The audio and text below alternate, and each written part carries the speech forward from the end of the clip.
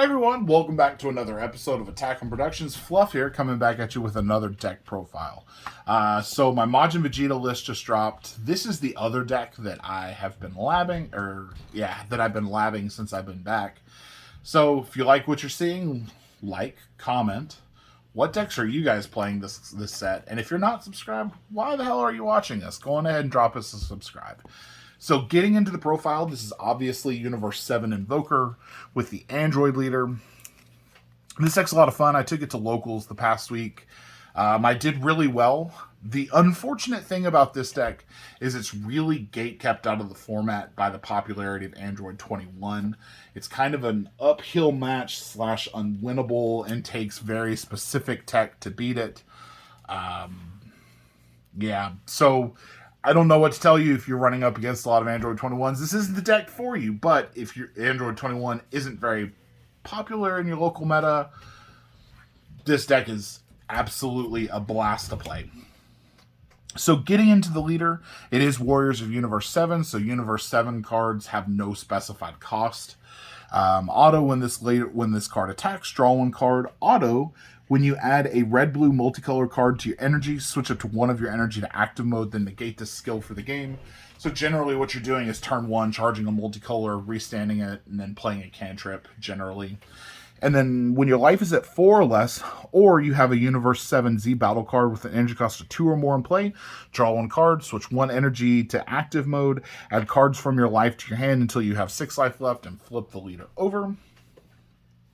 On the backside, we're still Warriors of Universe 7, and then auto once per turn, when you attack with, play, or activate the blocker of a Universe 7Z battle card, draw one card. The leader no longer draws on attack, so sometimes you don't even need to attack with your leader. And then auto once per turn, discard one Deadly Clash from your hand. When you use a rival to play a red-blue multicolored card, choose one of your Universe 7 cards with a rival, and it gains barrier for the turn. So that's pretty interesting. Doesn't always come up, but it is a nice piece of protection to protect your Invoker pieces. That's the leader. There's no Z leader for this. The deck is very focused on the Z battle cards, so let's go over those first. They are very confusing, so I'll do my best to go over them. They play in a weird kind of way. So starting off, we have 3 of Son Gohan Daring Onslaught. He's 15,000 Deflect, Z stat 2, Red Universe 7 battle cards. Auto for 1 red energy. If your leader card is a Red Warriors of Universe 7 card, and your opponent has 2 or more energy, at the start of your opponent's main phase, play up to 1 Red Universe 7 with a card of 3 or less from under this card and place this card under the card played. So you're basically going to pick one each of the following 2 cards and Z-stack them under the Gohan. Then the Gohan will get stacked under off of its own effect. The next important piece is Android 17 Impeccable Defense. He's a barrier blocker, 25,000. Auto, when this card is played, it can't be KO'd in battle for the turn. Activate main for 1 red energy, 1 unspecified. If your leader card is a Red Warriors of Universe 7 card, switch this card to rest mode. Play up to 1 Red Universe 7 card with an energy cost of 3 or less from under this card, and at the end of your opponent's next turn, remove this card from the game. Activate battle limit 1. If it's your opponent's turn, switch this card to active mode. So the turn that it's played, it's essentially a double blocker that can't be KO'd by battle. It has barriers, so it's hard to remove beyond that. But it's also going to play out one of the win conditions for the deck, which is Son Goku Rapid Fire Response. So 15,000 Z-Stack 2 itself. If you have 4 more energy when this card is played from under a card by a skill, this card gains 10,000 power and dual attack for the turn. And then auto, if your leader is a Red Warriors of Universe 7 card, at the end of your opponent's main phase, play up to 1 Red Universe 7 card with an energy cost of 2 or less from under this card, and place this card under the card played. So it kind of tags in and out with itself, but generally we're going to use this to play off the Android. I have thought about dropping one of the Gokus for another of the Android 17. I generally don't play through all of them over the course of a game. It's just kind of your choice, however you want to do it. So that's the Z-Stack. Going into the deck itself, For our cantrips, there's Android 18 Selfless Savior. So auto, when you play this card, look it up to the top 5 cards of your deck. Add up to 1 Universe 7 card with an energy cost of 6 or less among them to your hand. Then shuffle your deck. More importantly, if your leader is a red Universe or Warrior of Universe 7 card, and there are no copies of this card in your drop area, when one of your Android 17 cards would be removed from the battle area by an opponent's skill, discard this card instead. So if you have one of these in hand, your opponent tries to remove an Android 17 from the field, you can discard this and save the Android 17. Really strong effect. Super frustrating for your opponents to play through. The other cantrip is Android 17 Calm Judgment. This card is absolutely fantastic and one of the heart and soul pieces of the deck. Auto, when this card is played, look at the top 5 cards of your deck, add up to 1 red-blue multicolor card with an energy cost of 6 or less among them to your hand, then shuffle your deck. Auto limit 1. If your leader card is a mono-red Universe or Warriors of Universe 7 card, a red Universe 7 card is in your combo area, you discard 1 red-blue multicolor extra card from your hand. When this card is used in a combo, draw 1 card. So a really powerful effect is off of one of the 17s in this deck, lets you combo with cards from the drop area. So you combo with 17s in your drop area, or you combo with 18s from your drop area, then combo off this 17, discard a multicolored card, and then draw a card. At the end of the battle, Z-charge your 18 to get it out of the drop area, so you can use its protection effect again. Really strong.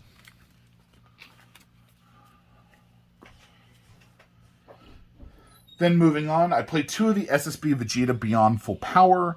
It's a dual attack permanent. If your leader card is a red Universe 7 only or card, and you have 3 or more energy, reduce the cost of this card in your hand by 1. So for 2 energy, you get a 20k dual attack unique. Auto limit 1. If your leader card is a red Warrior Universe 7 card, and you place this card from your combo area into its owner's drop area, when you use a rival to play a red-blue multicolor battle card, draw 1 card. And then auto, once per turn, when this card attacks, choose up to 1 of your opponent's battle cards, place it at the bottom of the owner's deck. I don't love this card. In fact, I plan on changing this card to 2 of the next card. So this is just kind of a spot to fill in where I want the next card to be.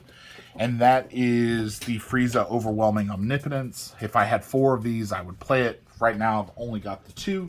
But this card, permanent, if your leader card is a Universe 7 card and you have a Universe 7Z battle card in play, reduce the energy cost of this card in your hand by 2. And then auto limit 1 when this card is played, draw 1 card, choose 1 of your opponent's battle cards, it gets minus 15,000 for the turn, and then it's a 15k swing. So for 1 energy, you're drawing minus 15, and then you've got a 15k swing on field. So I would play more of this if I had them, but I don't. I play 1 of these SS Gun Sun Gohan. This is the new winter promo, the new promo out of the new tournament pack. Unique double strike blocker, 20,000. Counterplay, if your leader is red, play this card. Permanent, for each Z energy in the cost of Z cards in your leader area or battle area, reduce the energy cost of this card in your hand by 1. Permanent, for each card in your Z energy, reduce the energy cost of this card in your hand by 1. And then auto, when this card is played, choose up to 1 of your opponent's battle cards. It gets minus 20 for the turn. So essentially, you can get this guy down to be 1 red energy. You play him, minus 20k on something, and then you've got a 20k double strike or a blocker, whichever one you need. I only play 1. It rarely comes up, but it's nice to have in certain situations. The key card of the deck is Android 17, the move that turns the tide. Energy exhaust, double strike, a rival red-blue. For 1 red energy, 1 blue energy. Permanent, if your leader is a Warrior Universe 7 card, this card gains Invoker. And then auto, when this card is played, look at up to 5 cards from the top of your deck. Add 1 red-blue multicolored card with an energy cost of 6 or less among them to your hand. Shuffle your deck, choose 1 of your opponent's battle cards with an energy cost of 4 or less, KO it. And then activate battle, limit 1, discard 1 card from your hand. Use up to 2 red and or blue cards, both with 5,000 combo power and Universe 7 from your drop, in a combo with their skills negated for the turn. So really awesome. We're going to play this, discard get Deadly Clash, give him barrier for the turn. It's going to turn on Invoker. We're going to search out a card. We're going to KO something on the field. And then it gives itself combo power.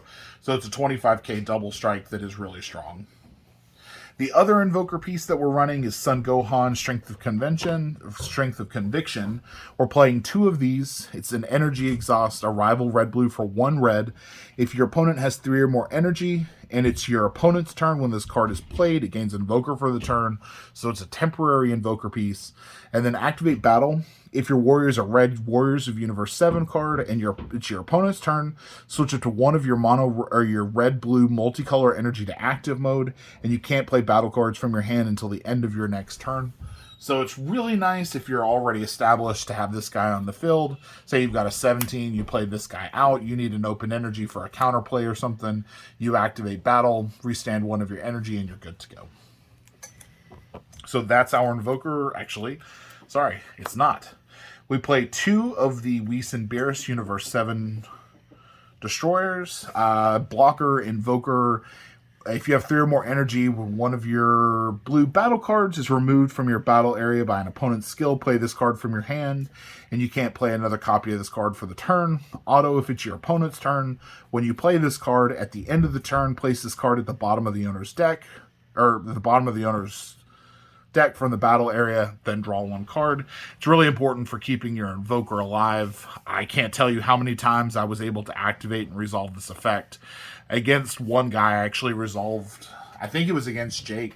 Honestly, I resolved this guy 3 times over the course of a game. Just putting him in the deck, shuffling the deck, redrawing him, and going from there. Then we're playing 4 Rival Seekers. Everybody know what Rival Seeker does. It's kind of important to getting out the big Gokus. Activate main if you have 5 or more energy, and you add 2 red multicolor extra cards from your warp to your hand. Choose up to 1 red-blue multicolor Son Goku cost with an energy cost of 6 in your hand and play it on top of this card. And then permanent, if you have a red-blue multicolor extra card in your drop area, reduce the combo cost of this card in your hand by 1. So he becomes a free 10k combo. It's essentially another super combo for you, but you're going to be able to play this guy, use its activate main, or you're going to be able to swing, use the activate main, and play this guy, 2 of the Ultra Instinct Gokus, which also have Invoker, but they have another auto. When you use this, or when one of your cards deals damage to your opponent, deal 1 additional damage to your opponent. So with something like Catastrophic Blow, we're going to be able to deal 2 damage in 1 turn with it. So basically, if you can get your opponent down to 2 life, you've got these 2 cards plus Catablow in hand, you just win. Unless your opponent has a counterplay. Super combo, we do play 4 of the Beerus Divine Obliterator. The deck draws fine without having draw super combos, but we do need the blue-red multicolor combo to be able to meet the requirements for our rival. So we're playing 4 of these. It does restand, so our Evoker is live after we do that. For the super combo, or for the secret rare, I'm running Golden Cooler, Radiant Pride. I did think about Apex, but I just don't think you have enough extra cards in the drop area by the time you're ready to play Apex. And this is basically just a tap 5, attack 5 to 6 times in a turn. Your opponent gets rid of most of their hand. If you have Invoker live and say it's turn 6, and your opponent tries to counterplay you, just Royal Condemnation the card coming in. They're now tapped out with 4 cards in their hand, and they just lose. The extra cards, we're playing Emperor's Deathbeam. Being able to choose one of your opponent's battle cards, ignoring barrier, gets minus 30 for the turn, is amazing. I'm running 3 Sleepy Boy techniques. I think that these are going to become Tournament of Power arenas. Just being able to turn off Energy Exhaust and being able to scry the top 3 of your deck is really strong. But Sleepy Boy is really strong. Being able to draw 2 and bounce a card back to hand is super strong. It actually won me a game on Saturday, funny enough. 3 Royal Condemnation, just being able to counterplay anything now the God Sealing Trunks is gone. Your opponent doesn't expect it, or if they do expect it, they'll play in optimally just to play around it. 3 Deadly Clash. This is one of the new cards out of set 20. So we'll actually go into depth for the card. It is Energy Exhaust. Limit 1, if your leader is a Red Warrior of Universe 7 card, you send one Universe 7 card and this card from your drop to your warp. When one of your Universe 7 cards would be removed from the battle area by an opponent's skill or KO, draw one card. And then for Activate Battle, if your leader is a mono red Universe 7 card, choose it to one of your red Universe 7 Android 17 battle cards. Switch to active mode. It gets 10,000 power for the turn. And at the end of the turn, switch one of your energy to active mode. 9 times out of 10, we're going to be discarding Deadly Clash for either the leader effect or the Android 17 effect to get the combo. We're generally not playing that effect, but if your opponent's at, say, 3 life and you have an Android 17 on the field, you can swing, then activate Deadly Clash, restand, swing again for 35 double strikes. Pretty strong. Then we're playing 4 Universe 7 powers combined. This card is absolutely nutty. Auto limit 1, if your leader card is a Red Warrior Universe 7 card and you place one Universe 7 card from your energy in its owner's drop area. At the end of your turn, add this card from your drop to your energy with its energy exhaust negated. And then activate main battle. Choose one of your cards and it gets plus 5,000 for the turn. Choose one of your opponent's non-leader cards, it gets minus 30,000 for the turn. So I was able to use this against Jake in the Gamma matchup to just keep removing his big cell. He kept paying energy, playing the cell. I kept using this to just blow up the cell in the battle, and he just basically lost his tempo over the course of 3 or 4 turns. So it really worked out in my favor. Plus it charges itself, which turns your Invoker on, getting you energy in active mode. Then I play 4 Sensu Beans because being able to restand cards defensively is really good. The plus 5,000 power for the turn is really good on the leader. We're not playing a ton of pure negates. We really are a battle trick deck. So we want to go into the battle phase and then trick off that. And then the last card we play is 1 Catablow. You search enough in the deck that you're going to find Catablow. As long as it's not the last card in your life, you're going to see it. That's the only reason that I'm not playing 2 is because you want to use it to surprise your opponent at the end of the game. You don't want your opponent seeing you discarding Catablows. You don't want them clogging your hand. It doesn't do much until you go to just flat out win the game. So that is my Warrior of Universe 7 Invoker deck profile. Hope you guys liked it. The deck's a ton of fun. It plays really weird, but that's just Invoker for you. It's got a very odd play style. So I hope you like it. If you did, hit that like button. If you're not subscribed, I said it at the beginning of the video, why the fuck are you watching our videos? Hit the subscribe button.